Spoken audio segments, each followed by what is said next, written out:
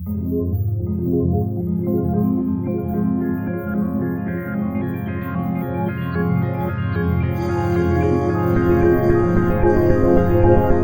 is Red Ice Radio, a beacon of sanity from Northern Europe.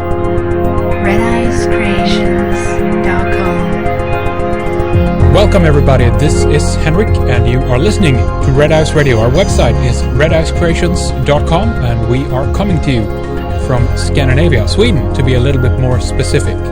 It's good to talk to you today, it always is. A warm welcome to everyone tuning in from around the world. Today we have Dean Clifford with us from Canada to talk about his opinion on government, law, freedom and the legal system that we are all born into. Dean has been providing resources and opinion to help guide the Free Man on the Land movement for a few years now.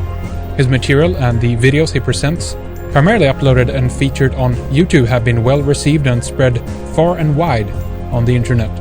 The material has been an aid to many who want to come to a better understanding of a very complex and difficult law system. It has also been proven to be helpful for the already existing and spontaneous lawful rebellion revolution that is ongoing around the world. Clifford shares with us parts of his own journey, how he's grown, awakened, and come to a better understanding of the system around us. Stay with us for much more. Welcome to Red Ice Radio, Dean. It is good to talk to you and finally get you on the program, of course. How are you today? Very good. Yeah, we've had a few missed paths here so far. But this is really good. So how are things today there on a day like this when the Canadian national ice hockey team was booted off the World Championship tournament by, well, Slovakia, actually, of all teams here in the quarterfinals? Wow, there's hockey going on right now? Yeah, you bet. Oh, man. Yeah, no, I don't pay attention to that whatsoever. I haven't had cable in 12 years. I forgot that there's even probably hockey going on right now. Yeah. No riots on the streets. That's what Hey, sounds good, though. I guess no more brawls between us and the Russians for this year, so I'll have to wait a year to find out about that. That's right. No, I remember, was it last year with the Vancouver Canucks lost, and there was a hell of a riot there in Vancouver? Yeah, all the shining examples, the beacons of society that rioted in downtown Vancouver, pissed off that their team lost. Yeah, it was fantastic. Yeah, really good. Of course, we're not here to talk about hockey today, but we're going to talk a little bit about law. But maybe freedom even is a better word. We're going to get into here. But why don't we start at the beginning a little bit, Dean, for potential newcomers? And I want to kind of ask you how you ended up, I guess, giving advice on legal matters, if that's how we could define your area, Dean. That and I guess waking people up now. But boy, it's been a long road. I've told the story briefly a few other times on I think once on Angela Stark's show there too, Talk Shoe. But hopefully people don't get bored to death listening to this story, but essentially what it was about going on 16 years ago now when after I completed my first year of university and I was in my second, and I started getting my own construction company together, and I kind of got out into the world of business there before I even completed university, and that was when my very first year ever filing, when I knew nothing about, I've never heard of any of this kind of stuff before. I was still under the illusion that, Canada was a legitimate country, and being a good little taxpayer and productive member of society and all that kind of stuff was still in my head, especially the rest of the brainwashing at university. I had my first run-in with Canada Revenue Agency, and basically that started the very first year I ever filed that I was in business for myself, led to them sending me a tax bill for 4 times what I even made that year.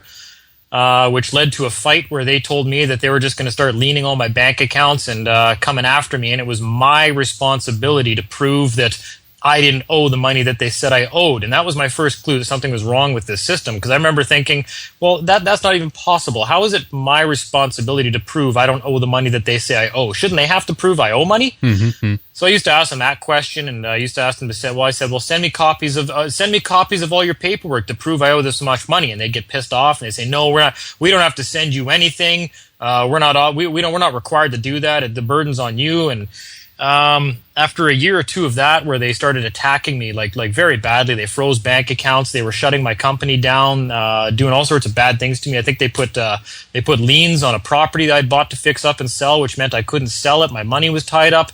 They basically did their best to destroy my life. And I decided at that point in time that maybe I should start looking into what's going on here, because something wasn't right with all this. It kind of stunk, right?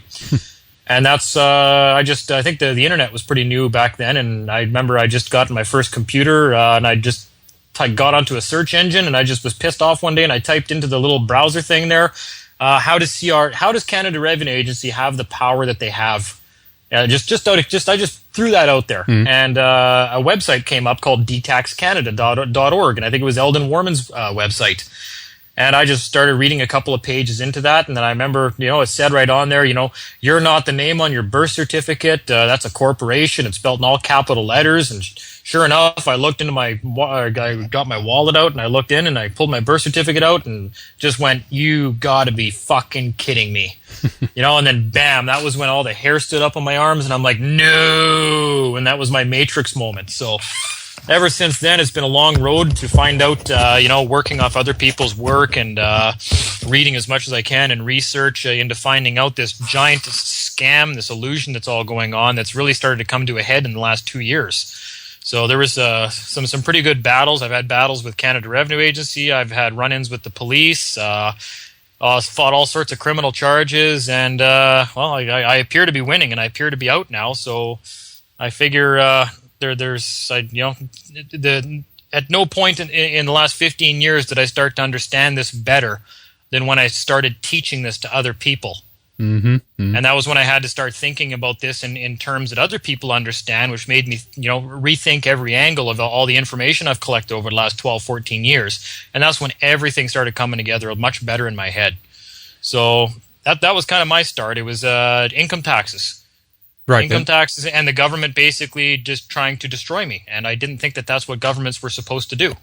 You got that right. And so we have this kind of, I guess we can call it free man on the land movement or whatever. And we can, kind of get into it a little bit later if you want to. But the fact is you seem to have, from my perspective, and I've broken through to a lot of people, with your particular perspective, with your particular angle. And you, as you said, you've sifted through a lot of this material. Is that primarily why that is, do you think? Or why is it that people are attracted to your videos and what you say, Dean? You know what? I've heard this from a good deal of people. I don't know what it is, but there's something about my logic and reasoning abilities that I'm able to sift through a lot of information and automatically sift out bullshit. I call it my built-in bullshit detector, right? And I'm just able to sift through, and I find my way right to the important stuff that makes sense. And I'm able to simplify that as much as possible. That was one of my big things when I was in university, is I like to break things down into its most simple terms. And that way you're able to see things and make sense of it a lot easier. And I think that's what people kind of like, because I've taken this and I've taken something that used to take years and years to learn all this nonsense, like it was coveted information that people had that would only be released to you, after you've hung around for a couple of years and done your time and gone through courts and everything. And I basically just said, no, look, here it is, guys. This is it right here in 2 hours or less. And everybody understands it. And I explain it to some people that have been doing this for 10, 12 years, and I sit down with them for an hour and I talk about it, and they just go, "Oh my God, I get this now." And it's just by keeping it simple. Everybody wants to overcomplicate things unnecessarily. And I do the opposite of that. Every day I'm making things more simple. What I used to take 2 days to teach people, I could probably do in 2 hours now. Trim it all the time, right? So trim it, yeah. Trim it, get rid of the nonsense, get rid of the crap, get rid of all the beliefs that you're going to get rich doing this. That's the first thing I do to turn people away, is if you're trying to get rich or to get free money or to try to pay off a mortgage or get access to billions of dollars in secret accounts, you're in the wrong place, because that's never going to happen. But if you want to know who you are and what freedom is, well, I can teach you that in 2 hours or less. So that's really what this is about. Yes, absolutely.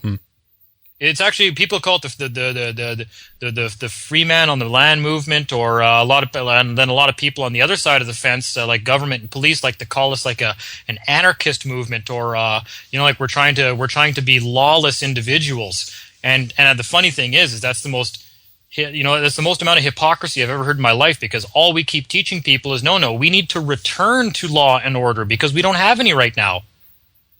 People say, well, if everybody did what you guys are doing, we would have anarchy in the streets. And I tell people, no, we have anarchy right now. We need to go back to law and order. That's why everything sucks right now. There is no law. Everything is lawless right now. Cops break the law. Government break the law. Corporations break the law. Nobody follows anything. But the minute we try to speak up, we get smashed in the face with a sledgehammer. That's right. Right? That is anarchy. We have anarchy right now. We need to return to law and order. And that's what this movement is to try to restore law and order to society, because it's gone already.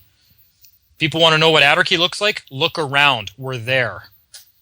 I would tend to agree with that. Definitely, Dino. Obviously, as you stated, there seems to be a lot of bullshit out there as well. There's a lot of things being thrown around about this, and a lot of, I guess, then from your perspective as well, misconceptions and so forth. Is there anything you feel that would be necessary to kind of clean off the table here? You mentioned some, of course, but is there anything else kind of thrown around out there? Yeah, go ahead. Absolutely. That's actually a great thing to bring up. That's the other thing too, is that I think that most of the information that's out there is probably put out there by the government or by government agents, where they're trying to confuse everybody. Probably 90% of the information actually is put out there to confuse people, or people want to try to sell them into a program where they have to pay lots of money over a couple of years to learn everything. Or they'll hold information back, and they'll say, oh, you're not ready for that yet because, you got to learn all this first. That's all nonsense. Any of these groups that are trying to sell people on how to access treasury accounts, or how to take advantage of the system the same way that the people that built it do, you can't do that. All these people are just trying to get rich. They're trying to get things for free, and they're doing the opposite of what we're trying to teach people, which is, look, we don't need this system that they built. We don't need this credit system. We don't need all this money. We don't need all these toys. We don't need all this complication in our lives. We can get right back to basics. We can get right back to simple. And the more we try to play in their system to benefit from it, the more we just become dependent and reliant on it. And that is what gives it its power, is when we try to use this system. It's not ours. They built it for them, not us. And people don't get that. Let's talk a little bit about that. That's a really important point. And who would you define as them, and how far back do we need to go, in your opinion? Well, people seem to think there's bloodlines that go all the way back to friggin' like the Egyptians and stuff like that. I just had a conversation with somebody the other day about how these same bloodlines have been ruling the planet for like 7,000 years. And there's so many, just from a logical standpoint, there's so many ways to disprove the possibility of that even happening. What people have to realize is that when within their system, greedy people who strive for power is all that system attracts, right? Anytime you have a system that's full of people that are greedy and they all desire power and they want all the power, you have nothing but power struggles. And over the last thousands of years, it's been nothing but different families, different people having power for maybe 100 years or 3 generations, and then someone else takes it over. And no, this is it's the system that's actually, the system has a life of its own and kind of grows on its own, has taken on a life of its own, and the system is there, and these people simply know how to capitalize on it in a way that we don't. That's all it is. Mm-hmm. There's probably 20 or 30 or 40 upper families that you could consider like being like rulers of the world, if you want to call it that. I don't know, but I really don't care about any of that. That's something so far out of my sphere of influence that it's nice to talk about just for for fun, but it has no relevance to me, because it's not like, okay, I finally figured it out. It's these 32 families right here. Okay, let's do something about that. What are you going to do about that? Yeah, it's a good question. Nothing. So some people have said, we need to understand the foundations, I guess, of the system and what the intention of it is in order to work it or try to, as you said before, kind of have it to our advantage in one sense. But so in a certain extent, maybe that's true, but that's not really what you're saying, though. This is another way. Yeah. No, well, the whole thing is that if this system is rotten and the system stinks and people are tired of the system, you don't try to fix the system. You can't. It's working the way it was built to work. It was built to make them rich and us poor. It works perfect. You can't fix it. It's what it was designed to do. You can't change something's design, right? You can't make something into something it's not. It's rigged, and therefore, just to cut in here briefly, this is also why I personally see there is a problem with all the groups who are going to the government, to the people who have in the beginning created problems to offer the solutions for these problems. But go ahead, Dean. Well, the solution is to leave. If we don't like the system, then maybe we should build our own, because these people built this system. The people that built this system built it for their benefit. Maybe we should build a system that's for our benefit. That's the quick answer. That's the answer they don't want us to come up with, which is why they keep trying to make us think that if we simply learn everything there is to know about this system, that we're going to become ultra elites like them and have access to unlimited credit. No, that's never ever going to happen. Okay, it's an old boys country club. They have to invite you in, and we're never ever going to be invited in, ever. I mean, that's George Carlin 101. That's right. Right. That's right. So the solution they don't want us to come up with is to just leave. Just leave. I've had it. I'm done. I'm gone. And I've been trying to teach people that recently, right? Like everybody's, oh, well, how do I do this and how do I do that? And I said, just leave. Send all the government ID back. Say, look, I'm opting out. I was born here, so I have the right to be a citizen of your nation. But guess what? I don't have the obligation to be a citizen of your nation. I have the right to be one, but I don't want to be one. I'm done. I'm out. See you later. And as soon as you become a non-resident of their organization, their bullshit doesn't apply to you anymore. Period. So there is no very interesting point. Let's talk a little bit more about this. There's no obviously application here, so to speak. You don't need to file any paperwork. No. This is nothing that is associated with the system in this way. But at the same time, you do say that there's a certain set of things that you can do to demonstrate the fact that you have a desire to leave the system. Is that correct? Yeah, absolutely.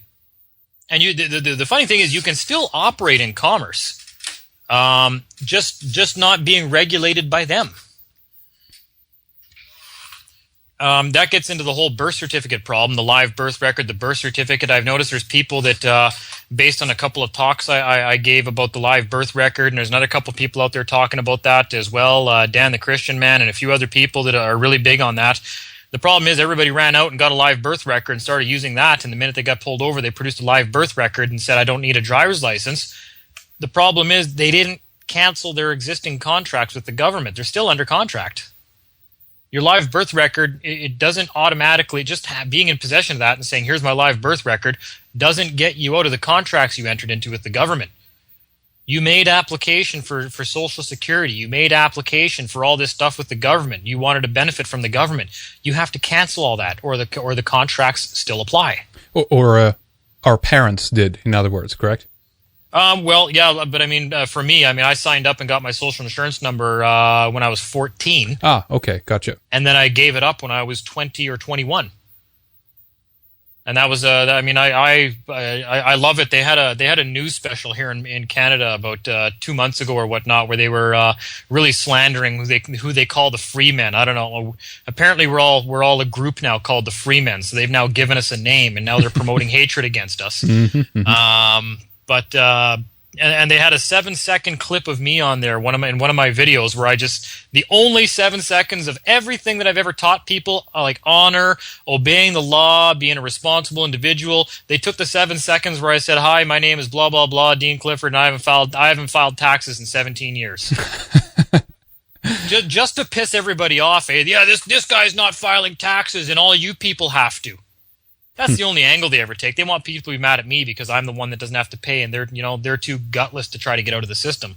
So they want to take it out on me instead. But so that was the clip they took. But 17 years now. That's the rest of the story I should have told earlier too. Is that I finally figured out. It started becoming apparent to me something was wrong when they used to show up at my house and they would be like, well, they were claiming I owed them $27,000 in income taxes, which was impossible because I think I only made $7,000 gross that year without expenses. That was how much I made in total that year. And I said, you know what? I said, they'd be like, well, you owe us this much money, but you haven't filed in 2 years. So why don't we get your new filings up to date? I said, you know what? No, I'm not filing until you guys fix that from 3 years ago. I don't owe you that money. I'm not filing anymore until you fix that year. And then all of a sudden, they didn't want to talk about that $27,000 anymore. They just became more interested in me filing the new years. And so I just became more adamant about that. I said, no, I got an idea. How about I never file ever again until you guys fix that year? I'm never filing ever again until you go back and you get rid of that $27,000 that you know I don't owe. And they were really mad about that. Like, you have to file all blah, blah, blah, blah, blah. And then for the next 2 years, it became nothing but them chasing me for these newest filings. And so something started to click. Wait, something's wrong here. If somebody owed me $27,000, I'd be more worried about getting that $27,000 than I would be in trying to get a new more work out of them. Right? As a contractor, like, hey, dude, I know you owe me $27,000, but hey, is there any more work I can do for you in the meantime? No, I wouldn't want to talk to that person until they paid me up to date for the previous stuff. So I started realizing, okay, something's wrong here. They're more worried about all these new filings than they are this money I owe them from years ago. So if they really want me to file that badly, that tells me that's what I should do, is never file ever again. So I never have. And then a couple of years after that, they had a specialist come out to my house there, and I sat down and he had a coffee in my living room, and he was asking me about the returns and said I haven't filed in a number of years. And I got into a conversation with him, and I said, who hasn't filed? And he says, well, you haven't. I said, oh, am I required to file? He says, well, you're a taxpayer, aren't you? I said, I don't know, am I? Well, what do you mean? You don't know if you're a taxpayer or not? I said, no, why don't you tell me what a taxpayer is, and I'll tell you if I am one. He said, well, a taxpayer is a citizen. I said, oh, okay, well, am I one of those either? Well, are you trying to tell me you're not a citizen? I say, well, I don't know, am I? Why don't you tell me what a citizen is, and I'll tell you if I am one. Well, a citizen's a taxpayer. So he started that circular logic with me. A taxpayer is a citizen, and a citizen is a taxpayer. And I just started laughing, and I just said, look, dude, and he started the whole, you're required to give me all your receipts because we're going to audit you. And I said, well, I don't have any. I burn them every year now. And I thought he was going to fall off the couch when I said that. And he said, no, you're supposed to keep all those. You're required to give them to me when I demand them from you. And I said, really? Am I required to testify against myself? And that's when he sat back in the chair and he didn't want to talk to me anymore. But because I'd already been learning a bit now, right? And I knew that filing all those informations against myself was testifying against myself. So, and then I just said, look, dude, I said, you know what? Let me make this easy on you. I haven't acted in the capacity of a taxpayer for 5 years now. I'm never going to act in the capacity of a taxpayer ever again. I'm not a client of your organization. I don't want to be. Ever again. Don't contact me. I'm done. So, very interesting. You're obviously back then, your philosophy, I guess, was somewhat different than it is today, considering that you're talking about not even interacting with the system today on, working it on that level. So instead, almost, it's like they're suggesting, they built their own system.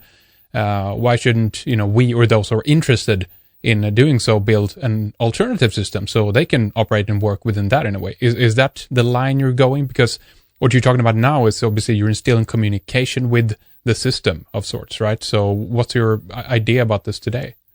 Well, I'm still up in the air, and for years now, I've attempted to work with them. They don't want to work with us. Okay, they only want one thing from us, and that's obedience. That's all they want from us. They don't want mutually beneficial relationships with us. They don't want to work with us. They don't want to build anything with us. They want compliance and obedience. That is it. Period. That's the only thing I've learned over the last 12 to 14 years of doing this now. Like when you go into court and you don't rise when a judge comes in because they're not really a judge in the first place, and they get so mad. How dare you not rise when I walk in the room? They'd rather throw you in jail because you didn't rise when they came in the room than because of any crime you might have actually committed. Interesting. Right? Yeah. That's not somebody that's interested in law. That's somebody that's interested in you complying with them and being obedient. You recognize my authority. You will be obedient, or I'll have these sheriffs beat obedience into you. Okay? It's outright tyranny is all it is. They're not interested in working with us. They're not interested in anything that we may have to offer in a productive capacity. So we're better off just leaving and building our own system at this point. That's the only way we're going to affect change. I would agree with that. I think that's absolutely correct. I've had that philosophy myself for quite a long time now. In the way that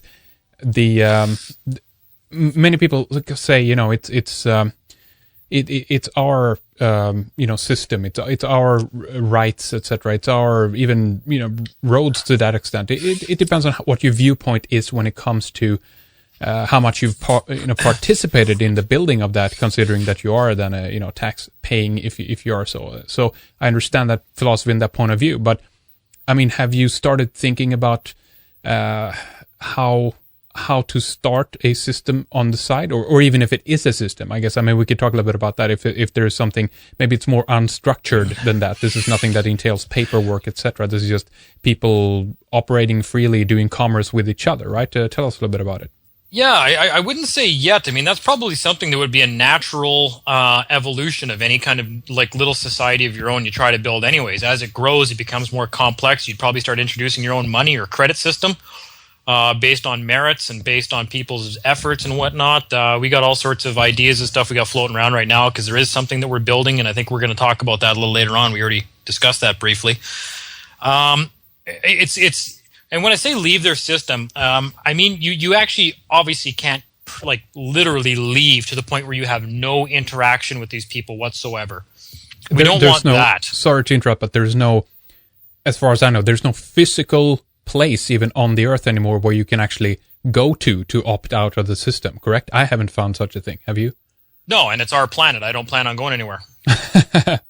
Go to the moon. Yeah, no, go ahead. It's ours. Yeah, we just need to take it back from these people. And that's the people are always like, oh yeah, but there's what about the 400 people that rule the world? What if they all this kind of stuff? And I jokingly tell people every time they try to say, oh well, you can't do anything about it because there's 400 people that rule the world and whatnot. And I always jokingly say, oh good, all that tells me is that means there's only 400 people I have to kill to get rid of this problem then.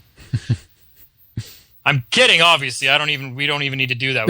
I say it as a joke to people to make them realize how stupid it is, right? Yeah. Like, okay, that right, and I laugh about that too when Americans are talking about the fact that we're going to have to, we're going to have to go to war against our own military and our own government right away because of those 300 people in Congress. I was like, I got an idea. Why don't you call your local sheriff and say, hey, I got a good idea to avert a civil war. Why don't we go arrest 300 assholes in Congress? Mm-hmm. Throw them in jail. There we go. War averted. Right? There's simple solutions to all this kind of stuff, but building your own system, it's easy. I mean, we're doing it right now. The easiest way I see to get out of the mess that we're in, this all started with the banks and their mortgages, and they're getting us to register our property to be able to secure mortgages against it because we wanted to live the high life, right? Right. I want a mortgage. I want money now. I want to lease a car. I want all these loans. Credit. Okay? That's why we're in the problem. That's why we have the problems we have right now. Period. Right so, now, so there's a level of responsibility for, well, maybe our parents and their parents then in a way. But go ahead, Dean.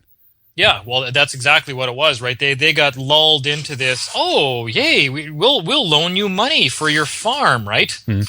Then you can buy new farm equipment, and you can upgrade your farm, and you can buy more land and get bigger and bigger and get more and more into debt. And it was just a system that's been creeping up on us for about 70, 80 years now. And the only way to get out of this that I can really see is to start taking banks out of the equation, and that is by slowly. It's probably going to happen slowly at first, but we're doing it already right now. Is buying back properties and farms, cash. And getting rid of banks and never ever taking out bank mortgages and buying old. You know what? I'm in construction. I buy older trucks, right? Yeah. I'll spend $10,000 on a truck that's 8 or 9 years old. That's a diesel that's still in fantastic shape. I don't need an $80,000 diesel truck. I'll buy an older one. I'll pay cash for it. How many lease payments do I have? None. Yeah. Okay, so that's pretty easy to do. We've started doing that now. This is getting into the solution stuff we're going to talk about later, I guess. But right. There definitely is an easy way to fight this back, and the best way is I always put things into simple stories. If you go to a house party that you don't like, and the owner of the house is being an asshole to you. But it's the only party in town, so everybody's there. Right, yeah. And he's treating everybody like shit. So everybody's there. They're all like, man, the owner of this house is such an asshole, but this is the only party in town, so we're willing to put up with it. Well, how fucking hard is it to go start another party somewhere then and just treat people decently? And are they not going to leave that party and go somewhere where they're going to be treated decently? If they knew there was an option, they probably would. There you go. If there was an option. So that's one of the things we're trying to build right now is we're trying to build something that's an actual viable option for people to go to now because they're tired of this house party. Mm. Yeah, we're tired of it. I totally agree. I get that. So things that are within our realm or on this level in the system right now, like credit unions, or there are some kind of new banks popping up here and there. There's a couple of options here in Sweden even that seem pretty good that are outside of the realm of interest based loans and such. But that is still within the system, though. What's your feeling about those kinds of things?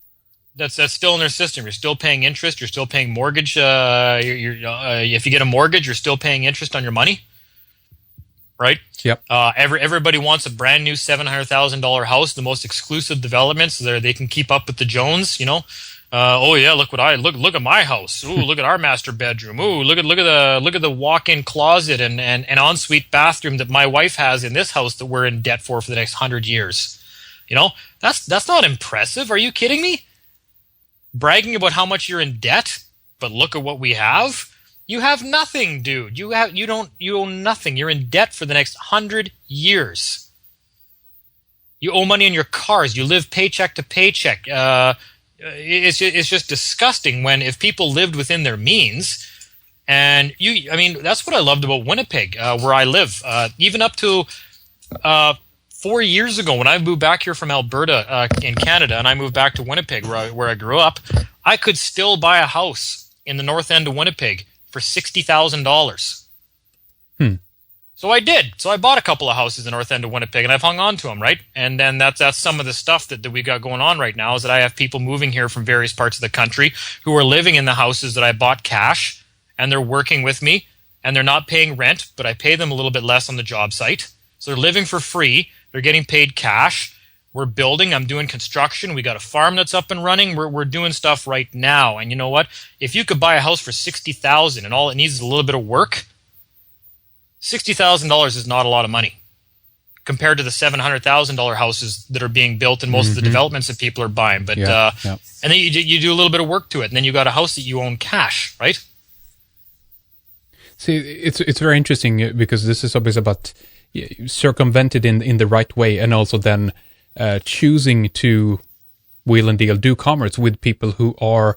Well, both maybe this is a moral question to a certain degree. You do business with the people that you feel you're on the same page as to a certain extent, but you also try to circumvent the idea of regular banking, I guess. Then, I mean, right now we're moving into cashless society. It's all electronic, which is another threat to the ideas that you're proposing. Correct?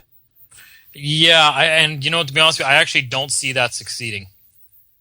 I can't see the cashless society coming in. Maybe that's the reason they're trying to tank the euro right now and bring in a whole cashless society afterwards. But you know what? There's even places in Canada where local communities have their own local currency. I think there's even a place out in British Columbia, a place called Salt Springs Island, where I'm supposed to be going there in July, and they have their own Salt Springs Island currency that I think that like one of the local governments prints, and it's good at every store in that around Salt Springs Island. There's all sorts of places that Canadian. We have a store in Canada called Canadian Tire, and you get a percentage of all your earn whenever you go and you spend $100, you get like $5 in Canadian Tire money back. You can spend at Canadian Tire. Mm-hmm.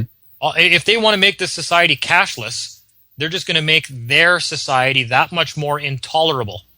And all we have to do is create something that's just a little bit better than what they got going on, and people are going to want to leave in droves and come do what we're doing.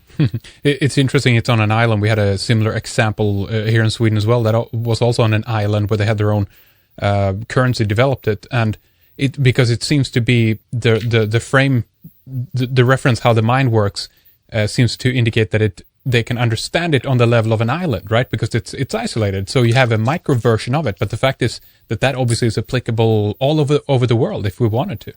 If you wanted it to be, exactly. As soon as, I mean, that's all a nation is a group of people that come together and agree to be governed in a certain manner, right? Yep. So if all those people agree that this is what they're going to use for currency, then that's what they're going to use for currency. We make our own money. We just have to we have to stop using, and when I mean use their system, we can use. I've had I don't know how many arguments with people about, oh, the minute you use their money, their law applies to you. You know what? Even were that the case, I don't care. Okay, I'm going to use their cash because that's what people are paying me with. I'm going to take a check from somebody that I do work for. I'm going to cash it at a bank for my company, and I'm going to take the cash out, and I'm going to spend it. I don't care about this whole belief that, it's their money, and the minute you use it, all their laws apply to you. Okay, that's horseshit. Is there anything written, I guess, about that? That's what we have to go to. My answer to that is prove it. Yeah. You take me to court and you say, our statutes apply to you because you used our money. Good. You just fucking take me to court and you say that on the public record, because at least now I know. If you want to admit to that, do it. But they'll never admit to that, which means that they can't ever enforce that. Good luck. What that also means then, Dean, is that it's built on uncertainty and also interpretation. Most of all, it means that in certain cases, if you can get the party to agree to a certain outcome legally, then and if that goes ahead, then from their perspective, fine, that's the way it is. In other words, if somebody agrees to recognize that they have more power over you and hence then make payments to them for whatever reason or for whatever thing that they've pushed on us, then from their perspective, fine. They probably agree with that. That's okay. But if you, as you say, try to make them define the words and define the terms and define, what they actually want to do, it becomes more vague, it seems like. Would you say that's correct? Absolutely. And that's where the strong point comes in. I mean, a lot of the arguments people are starting to make in the courts now, and that's what's making them nervous now, to the point where they're just actually, they're not even following their own laws anymore. They can't. Because too many people are going to court now and they're demanding to know by what authority statutes apply to them. And the only way that they can prove that statutes apply to them and all this bullshit applies to them is if they were to produce the social insurance number or the social services, like when you apply for a social insurance number or a social security number. The only possible document they could produce to prove that you granted authority to them over you is to produce that contract where you applied for that social security number. That's the only thing they could produce. If they ever walked into court and say, yep, here, you granted power of attorney to us because you filled out the social insurance number application form, that would be the last time anybody ever filled one of those out. So they can never, ever prove it. So now in court, that's why they just resort to bully and sheriffs arresting you, and they just ignore us in the courtroom now, and they carry on like we're not even there. They've just resorted to such a level of absolute arrogance that it's made it even more obvious that they have absolutely no authority, jurisdiction, or claim over us, because they can't answer any questions, to the point where they just ignore us now. So in effect, they've made people realize that we have to be right, because they can't answer these questions. They would rather throw us in jail and risk criminal charges than actually try to prove exactly what gives them jurisdiction over us. And why is that, do you think? That's exactly why. Because if they actually pulled out a document and said, this is why we have jurisdiction over you, it's the application for the social security number, they'd give it away, right? That's it. It's over. It's done. That's the last time anybody ever filled one of those bastards out. So they have to hide that. They have to conceal it. And that's just fraudulent right there, right from the get-go. So they're exposing themselves with their own arrogance. Very good. That's right? Really good. That also means, again, we're back to that position that you can just kind of take a few steps back and just let the absurdities of the system, present itself, if you will. Absolutely. They're their own greatest enemy. right? We used to be our own greatest enemy to ourselves by remaining ignorant, but now that we're not ignorant anymore and we're asking the right questions, and they have to resort to screaming and yelling and jumping around like monkeys in the courtroom and, screeching like a chimpanzee fighting over a banana. That's what their courtrooms are like now. I've seen it. I can't believe it. We're now the calm ones laughing at them while they screech like orangutans. It's pathetic. It's like, are you guys kidding me? You actually consider this to be a court? You guys are pathetic. Like, they look stupid. I have secondhand embarrassment for these people now half the time when I'm in there. And it really made me, that's what really made me wake up and just go, you know what? This is futile. These people are actually just infants is what they are. They scream when they don't get their way. Well, it's a big charade. Just check out their costumes, at least in the majority of countries, right? Yeah, that's all it is. It's falling apart, and it's becoming more obvious the more ridiculous they get to try to hang on to this perceived power they have. Mm-hmm. The more pathetic they look, and the more people are waking up going, yeah, you know what? You're right. These people are douchebags. Is it irrelevant in what country we are, would you say? I mean, you're obviously under common law jurisdiction, Canadian, law, etc. But does it matter? No, it doesn't. I don't even like the word common law, right? We're talking about an inherent rights, right? The right of a man, and like all men are created. Man is created equal, and man is men and women. Period. Right? We're mankind. That's where the word man comes from. So, if man was created equal, nobody has authority over another man. Period. That's not a common law thing. That's basically just a generally accepted fundamental right. Nobody has authority over another, so no government has authority over anybody, right? Government's a creation of man. How could it have authority over us unless we consent to be governed by it? And that's the big thing is the whole consent part. Mm-hmm, yeah. Right? We just said about 10 minutes ago that any nation, any system is just a group of people that come together and consent to be governed in a certain manner. Well, that's what it is. It's consent, and we can remove our consent anytime we want to. And again, that is nothing that entails filing something, correct? It's nice to send them a notice, yeah. And why would you want to do that? Just to send them a notice that says, hey, it's been a blast. I just realized you guys are a bunch of cowards and a bunch of scumbags and parasites who live off my labor and do nothing but abuse my rights. So I think I'm just going to leave. Have a nice life. P.S. Go get a job. Go produce something and quit living off us. Send them a notice. And just tell them and say, if you're claiming that I cannot leave and become a non-resident of your organization, get back to me within 21 days and you send me a lawful reason as to why I cannot become a non-resident of your nation. All right? And here's the interesting thing about all this, actually. It's funny how this stuff all comes together usually for a reason. There definitely is a greater consciousness at work here. And then people are always like, oh, well, if you don't want to be a member of our society, then, leave. Like, leave Canada. I said, yeah, I have left Canada. What makes you think Canada is this landmass? Yeah, well, exactly. Good point. It's not. I was born here. I have the right to be here. You can't make me leave because I live here. I exist here. I was born here. And if I choose to not be a member of your society, I don't have to be, and I can still live here, and you can't stop me.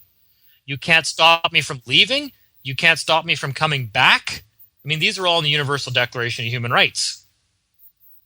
You can't be prevented from leaving a country, and you can't be prevented from coming back to it. Now, can they ever define that, do you think? Because we're in the realm of fiction, right? When they say this is, let's talk about Canada since you're there.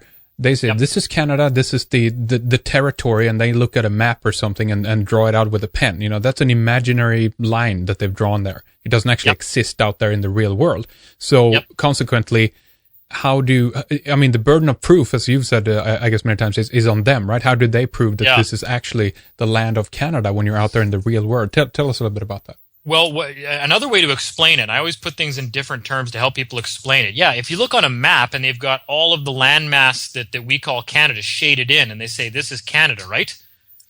Okay, Well, let's look at a few other things. What is the sales territory of Coca-Cola Canada, Coca-Cola Corporation?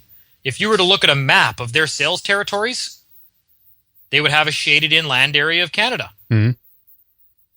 How about the Monsanto Canada? Where do they do business?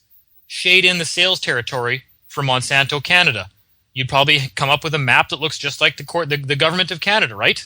Right. It's just another corporation, and that is their sales territory. That is it. That's all that map shows. For instance, people were like, oh, yeah, well, with property taxes, a couple of my houses that are inside the city of Winnipeg. Well, yeah, but you're inside the city of Winnipeg's city limits. Okay? And if you look on a map, yep, this is what the city of Winnipeg says is where their jurisdiction is, right? That's just jurisdiction. Just because my house is physically located inside where they've drawn a line, does that mean that if Coca-Cola showed me a map of one of their sales territories that's all of Winnipeg and says, oh, look, your house is inside our sales territory, I guess, does Coca-Cola corporate rules and regulations apply to my house because I'm inside one of their sales territories? No, that's just where they do business. If I do business with them, if I'm a resident of their organization, which means if I hold office with Coca-Cola, that's all this is. It's the same thing. And that's how easy this stuff is to attack. Yeah, I may live here, but exactly how does that force me to be a resident of your organization? I'm not. Fuck off. Is there any... Like, you can tell people that, eh? Like, that's... sorry, I hope you guys don't mind swearing on your program. No, it doesn't matter. That's fine. That's one of my things to fame there, is just telling people bluntly, just like it is. If you don't want to do business with somebody, you tell them to fuck off. Well, why not? Why? Yeah, that's your right. Your right is to not contract with people. That's a right you have. So when a city sends you a tax notice for property taxes, they're hoping you don't come back and say, whoa, excuse me, hey, hang on. When did I ever agree to become a resident of your city? And as far as you know, is there anything they can say at that point? Yes, when you're a parent, etc. No? No, because they tried that with me, and they ended up staying proceedings in court against me on some bylaw violations and property taxes on one of my properties because I asked them just that question. I said, it's my understanding that this property, this particular property, is owned fee simple absolute, which means free of condition. I have no contract with you people. I don't want any of your services. I don't receive anything that I don't already pay for. Who are you? What is your standing? And what gives you the authority to send me a tax bill? They never got back to me. Instead, they just stayed proceedings in court. I could boil that whole thing that I sent a 2-page document. I could probably get that down to about 4 lines now. Mm-hmm. And they can never answer it. And they hope that you never ask that question. Because it's all presumed, right? Mm-hmm. They think, oh, well, you live in the city of Winnipeg. You're a resident of the city. Don't they always ask you that?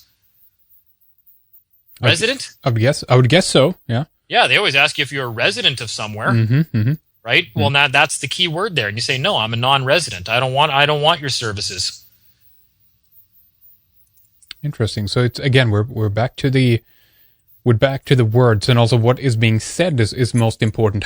Is there any distinction, in your opinion, between the spoken word and the written word? There's the whole, so it is written, so it shall be done. Mm-hmm. I would say that the written word is for greater clarity. So I am a bit of a fan of the written word if I want greater clarity with something, but you don't need to have anything in writing if you're going to go to court against any of these people. It can all be done verbally. It's not a problem, but I like written contact in advance, asking them very precise questions with the written language for greater clarity.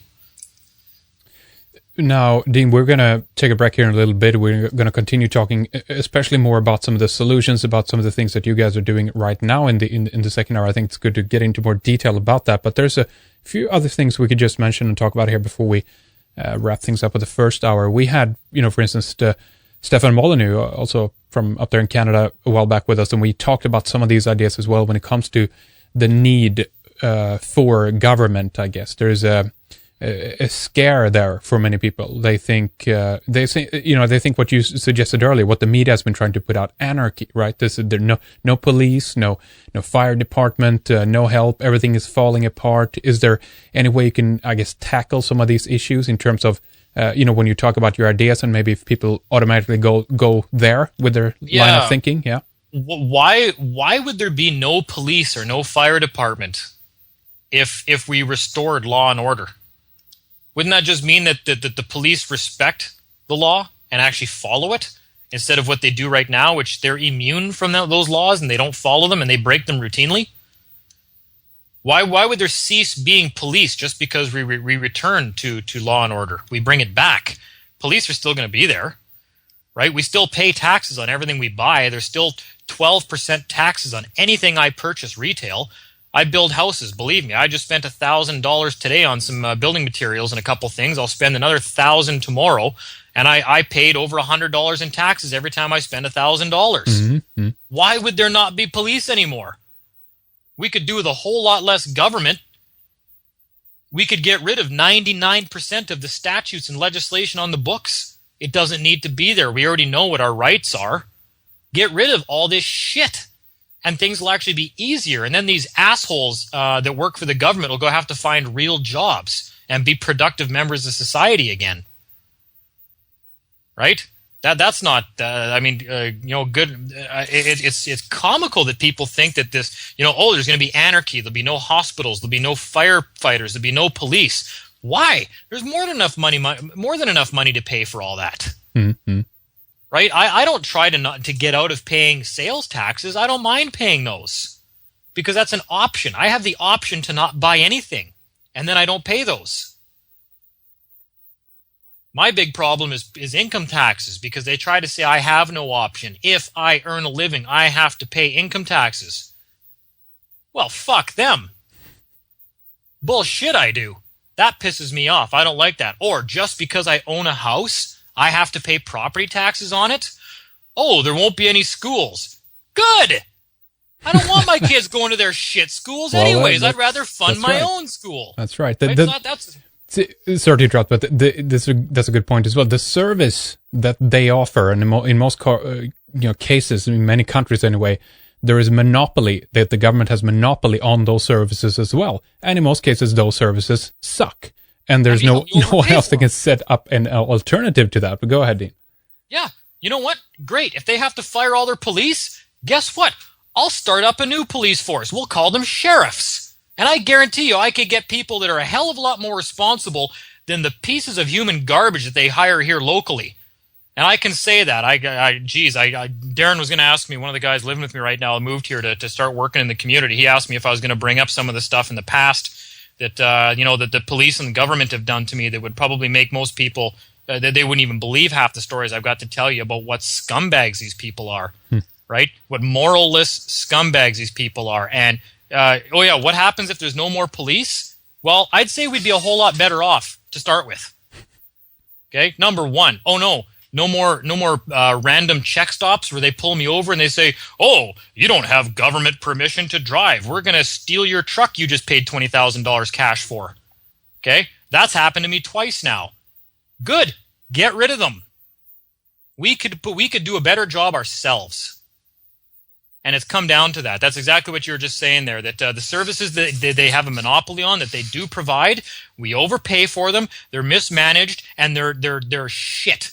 They hire the biggest incompetent assholes they can possibly find. If no one complains on the services, if no one says anything about it, or even again then have the opportunity or offer something else on the side, it's an important point too. We can sit around and whine, in that sense all day and complain and stuff, but it's not going to fix the problem, and they're just going to continue as they continue. So they have to be, I guess, a level of communication with the fact that you voice maybe not a disagreement, but the fact that you're not unhappy with the service that is provided. I guess, I don't know. Yeah, recently I've even discussed certain things in Canada here. I was like, well, if we don't like the police here because they're obviously not training the police properly, they don't know what people's rights are, they're not respecting anything. When they come across one of us quotation mark non-residents or non-citizens or quotation marks free men that they've labeled us, they don't know how to handle us. So their solution to that is to just beat us and throw us in prison for a couple of days, right? That happens. If they're incapable of teaching their police officers correctly, or maybe they're happy with the level of incompetence that their police display around here, I suggested that maybe I contact the Governor General of Canada, or even go on to Her Majesty Queen Elizabeth II right in England and say, look, I'm going to start my own police force because the people that you have hired, being Canada, to run this part of your realm, have become incompetent to a level where they just are incapable of running this country. So we're just going to start taking over the things that they should be doing because they can't do it. So I want you to authorize me to start like a common law police force or something like that. But see, isn't that a problem though in one way? Because then you're going to her, you're going to them, you're applying for this. Isn't that? That's always a good place to start, though, right? Because we are a Commonwealth nation, and there is a duty still on that particular figurehead to fix these kind of problems when we're unhappy with what's going on. And failing that, then we leave that altogether and literally just go out on our own. So you're saying you can give it a try. Is that what you're saying? And if that Absolutely. fails, yeah, okay. Of course, I'm still big on, you know what? If these people want to work with us, great. Yeah, I'm okay with that. I think that they could be useful. They're not right now, but they could be. But we're so far on the one side of the paradigm right now that we've got a long ways to come back just to be in the center. And failing that, I say I'd give it a chance. I would, but I'm not hopeful that somebody would get back to me and say, "Yeah, you're right. The RCMP are so hopelessly incompetent that maybe you guys should start your own little police force," which probably would be the case anyways, because if we're non-residents of Canada and that's a Canadian police force, that's the same as me saying, well, I don't work for Coca-Cola. I want Coca-Cola's security people to protect me. No, maybe we just need to start doing what, like back in the old days is have our own little towns and start there again and have our own sheriff or our own whatever the hell you want to call it. That you vote, everybody in the community votes somebody into office who is the law enforcement for that area. Right. I'd be okay with that because the monopoly that these people have is it's disgusting. Most people in Canada don't even know that the RCMP is a private for-profit corporation. They are not police. They are security force. They are a private security force hired by Canada. They're not government. They're not police officers. Okay, they're private for-profit security firm. That's all they are. Interesting. Maybe we can talk a little bit more about that in the second segment. Some of the I guess evidence for that, if you will, what has been found about that, because that's very interesting. I wanted to talk about the websites a little bit. And we need to do an update of sorts, I guess, for people who used to be able to find your stuff on freemanitoba.com, but you're currently setting up a new site and you don't have the URL or domain name for that yet, right? Yeah, that site was never mine in the first place, the Free Manitoba one, and then the person that was running it, I guess they decided not to continue on with it or whatever, which is not a big deal. I've had 2 offers to build websites in the meantime for some information for people, and both of those projects either failed to launch or they didn't follow through on anything that they said they were going to do. So I got a third guy now that was going to build something for me. I'm not sure how grandiose it's going to be because I think we're getting out of the whole getting people to feed their system by giving it energy and arguing with them. And I think we want to start educating people on how to actually extricate themselves from the system now. Mm-hmm. Yeah. So if we started our own party, but all we want to do now is tell people how to get to our party. And is everybody welcome to the party? Everybody is welcome to the party. It's a meritocracy. It's based on your merits. If we decide that you're an asshole, well, you're not going to go very far. All right. Well, that's interesting. We need to talk a little bit more about that too. Where again, then, if there is a danger to end up in the same kind of rules and regulations and stuff like that with it. It's a very, very interesting thoughts, very interesting ideas that we're talking about here, and it's we're going to continue here in the next hour to do so. You have a YouTube channel up there, youtube.com/Free Manitoba, right? Is that your? Actually, that YouTube channel is somebody else's. I got a YouTube channel up there that I don't know if I use it very often, but it's actually just DCDOTCF, which is just Dean Christopher David of the Clifford family, right? It's an acronym. It's just DCDOTCF, and that's just my YouTube thing where I kind of watch videos and do everything. But no, I'm kind of almost getting less technological here as I go, where I'm actually on YouTube less, I'm on Skype less. Mm-hmm. Yeah. I'm back doing my construction work. We're back building things. We're back doing, a lot of the real stuff. And I have a couple of people that want to start running all the online stuff and getting the online part of the community together. And I think they're the ones that are going to do that. So I think for now, I sent you the info for Lee's website in the UK there, which is the T4TT.info. That's and right. I think any updates to do with what we're going to be doing would probably be posted on his site first. Okay, that's really good for people who want to find out more about this. Then then the number 4 and TT.info.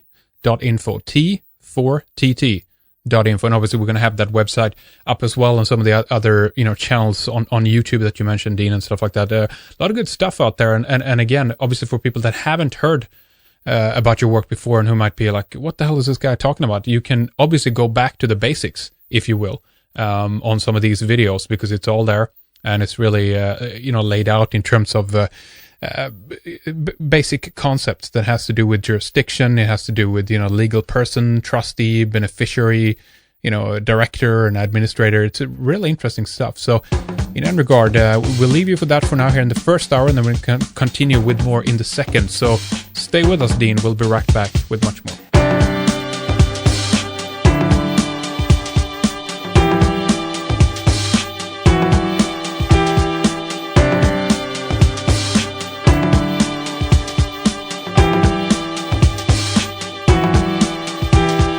I'm not alone. Yes, I know that it may seem that way, but you don't understand.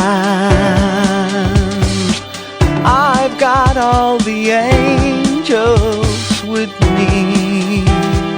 I'm not alone. I've got elephants who come and play, but you don't understand. I see me in you and you in me.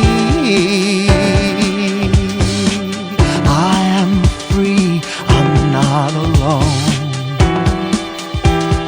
I'm not alone.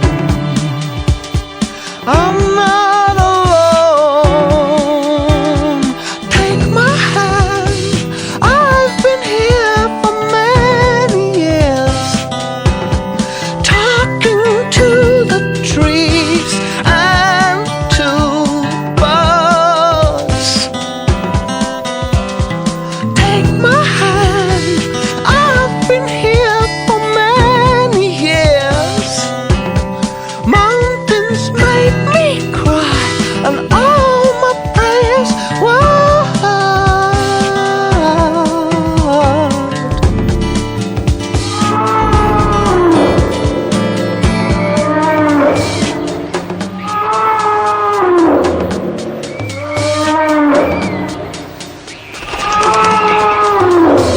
I'm not alone. You don't have to be my friend and stay, but try to understand. Try to understand. I swam across the oceans. I opened up my heart. I gave away my fortune. Yeah, miracles will start. I told you all I did to have you all inside of me. Can't you see I'm not alone? I'm not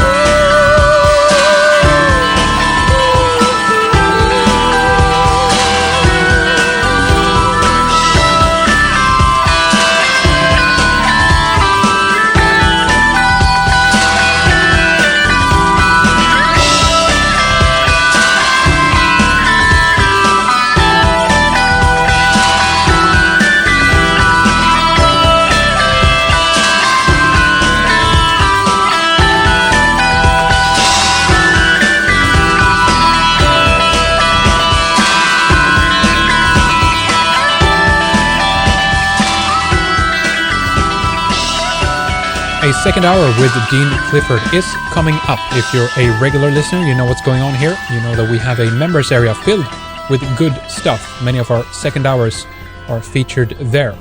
If you're new to the program, head on over to our website, redicecreations.com. Click on subscribe, get a hold of a membership, and get full access to our archives. In the second hour, we are going to discuss the important aspect of not giving away any of our energy to the system around us. Dean argues that there is a spiritual component to how government and law really works. Everything is mirrored, it has been turned 180 degrees around against us, and the system ultimately seeks our energy, and it wants us to engage in it in a specific way. Our most precious commodity is our energy, attention, and time, and this is really what the system, after all, is after. We also discuss what Dean and his friends are doing right now in Canada to create alternatives for people who want to disconnect from the current system in place and start to operate in a different way. We discuss what can be done locally in most areas, and that people's attitude is the one and most single important part in all of this. If there's no willingness to put in hard work, Dean argues, then nothing is going to change. We discuss if, within a new system of sorts, there really is a need for guidelines. Are rules and regulations something that ultimately is unavoidable? Don't miss our second hour with Dean Clifford. Go to redicecreations.com to log in or sign up to hear more. Next on Red Ice Radio, you'll be able to hear John B. Wells from Coast to Coast AM, Neil Kramer on his new book, The Unfoldment, and after this we have Peter Haldursson from Iceland on The Measure of the Cosmos, Nora Gedgadas, Britt D. and Tom Secker, Richard Grove, Winter Lake, Alex Newman, Eric Karlström, Janice Barcelo, Drunvalo Melchizedek, Jordan Maxwell, and many more will be coming on the program. We hope to have you with us soon again. You're welcome to tune in at any time for more radio on exciting and important topics. But right now, we're going to continue with our second hour with Dean Clifford. Stay with us for more.